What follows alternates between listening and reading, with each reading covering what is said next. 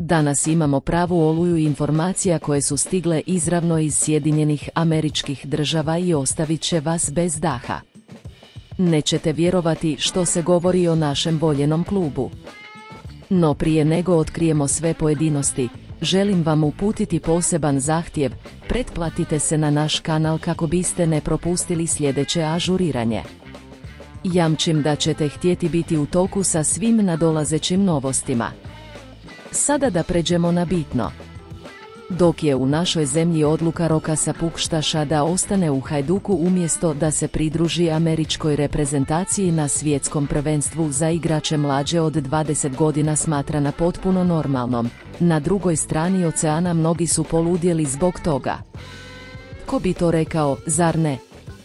Trener Philadelphia Uniona, Jim Crtan, obrušio se na čelnike Hajduka i druge klubove koji su stavili svoje potrebe ispred američke reprezentacije. Prema njegovim riječima, to me potpuno slama. Razmislite o djeci. To je jedinstvena prilika u njihovom životu. Onemogućiti im nastup na svjetskom prvenstvu. Žao mi je, ali s time se ne slažem. Hajduk je objavio da im je Pukštas potreban zbog nadolazećeg finala Hrvatskog kupa i nakon razgovora s igračem donijeli su odluku da ostane u Splitu. Caleb Wiley, predstavnik Sjedinjenih Američkih Država i igrač Atlanta Uniteda, sa samo 18 godina također je izrazio svoje razočaranje tom odlukom.